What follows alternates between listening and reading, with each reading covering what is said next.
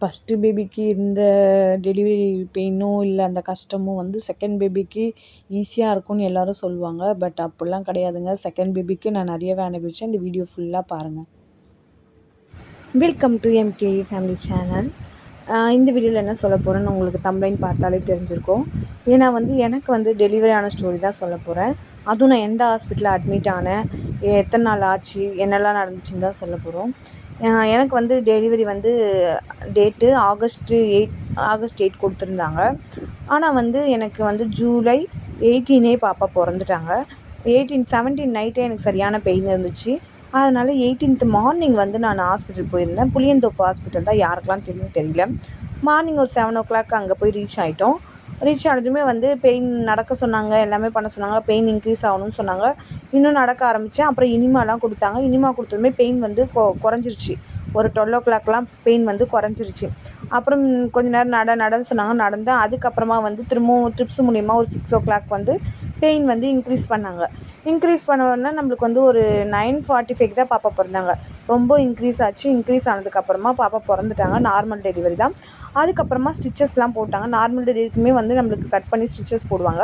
Stitches போட்டதுமே ஒரு ஸ்டிச்சஸே ஒரு 20 minutes கிட்டே போட்டாங்க.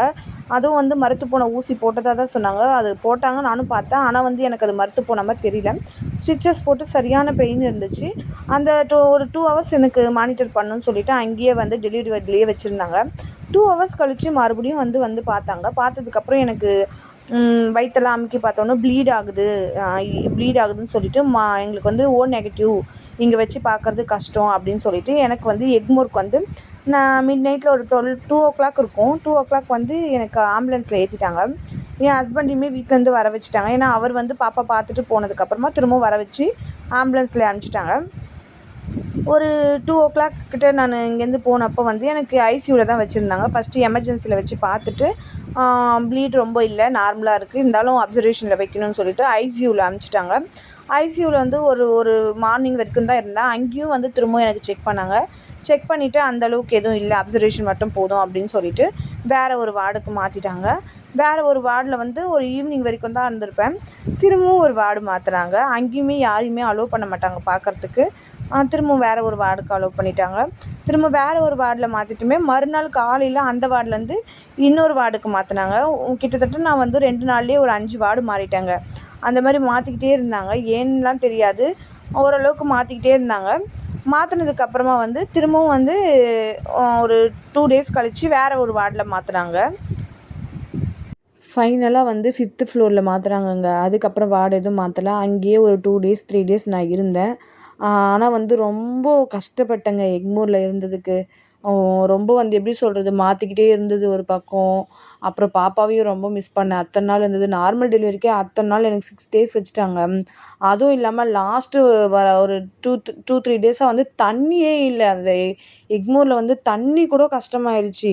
ஒரு ரெஸ்ட் ரூமில் தண்ணி இல்லைன்னு சொன்னால் கூட அதை பார்க்க மாட்றாங்க. நைட்டு இல்லைன்னா மார்னிங் வரைக்கும் தண்ணி இல்லை, அந்த மாதிரி பண்ணிட்டாங்க. எனக்கு தோல் ஊசி போட்டாங்க. அதுக்கு 5 days தோல் ஊசி கம்பல்சரி போடணுன்னாங்க. சரி, ஹெல்த்து பற்றி நம்ம பார்த்தே ஆகணும் அப்படின்னு சொல்லிட்டு அதுவுமே நான் அமைதியாக இருந்துட்டேன். ஆனால் ஒரு வாட்டர் இல்லாமல் ரொம்ப கஷ்டமாக இருந்துச்சு பாத்ரூமில். அந்த மாதிரி ஆயிடுச்சுங்க. இதெல்லாம் அங்கே இருந்துச்சு. அப்புறம் இன்னொன்று என்ன ப்ராப்ளம்னா இந்த காசு வாங்குறது அது எல்லாமே அவங்க வாங்க தான் செய்கிறாங்க. இப்போ வரைக்குமே யாருமே வாங்காமலாம் இல்லை.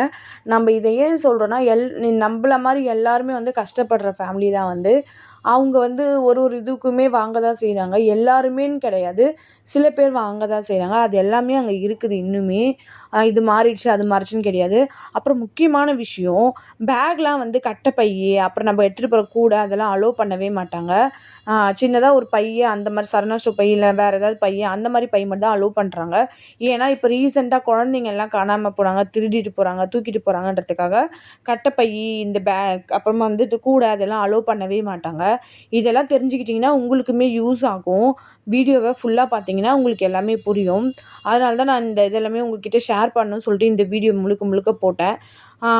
மறக்காமல் சேனலை சப்ஸ்கிரைப் பண்ணிக்கோங்க. மீண்டும் சந்திப்போம். பாய் பாய்.